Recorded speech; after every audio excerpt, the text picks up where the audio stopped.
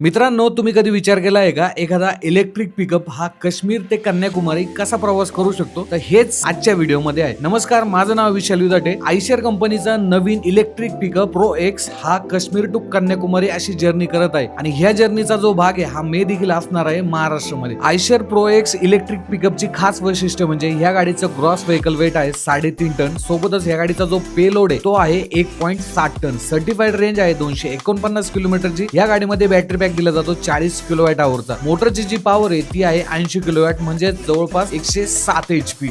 ही गाडी मी आळेफाटा ते पुणे अशी चालवली देखील आणि माझा अनुभव आहे ना एकदम भन्नाट होता. इलेक्ट्रिक पॉवर स्टेअरिंग शिवाय कुठलाही क्लच नाही, फक्त ब्रेक आणि ऍक्सलरेशन याच्यावरती कंट्रोल ठेवायचा आहे. मोठा असा ग्लास एरिया तुम्हाला मिळून जातो. एक कमांडिंग पोझिशन आहे, त्यामुळे रोडवरती चालवण्यासाठी या गाडीला कुठलाही प्रॉब्लेम येत नाही. आणि महत्वाची गोष्ट मित्रांनो, ही गाडी आपण फुल लोड चालवत आहोत. 1.7 टन एवढा जो लोड आहे हा देखील टाकलेला आहे. आणि माझ्यासोबत आहे बिहाइंड द व्हीलचे रमण भाऊ, जे की काश्मीर टू कन्याकुमारी ही जर्नी पूर्ण करत आहे. ही जर्नी पूर्ण करत असताना माझ्या एक गोष्ट नक्कीच लक्षात आली. भारतामध्ये कमर्शियल ईव्ही पिकअपचं जे भविष्य आहे ना ते खूपच चांगलं आहे. जर आयशर प्रो एक्स सारखी गाडी असेल जिला CCS2 चा सुद्धा सपोर्ट भेटतो, म्हणजे फास्ट चार्जिंगचा सुद्धा सपोर्ट भेटतो, तर ट्रान्सपोर्ट इंडस्ट्रीमध्ये ही गाडी मोठा बदल नक्कीच घडवणार आहे. तुम्हाला ही इलेक्ट्रिक पिकअप आणि आमची जर्नी कशी वाटली मला कमेंट मध्ये नक्की सांगा आणि अशाच प्रकारच्या अपडेटसाठी फॉलो करायला विसरू नका. धन्यवाद.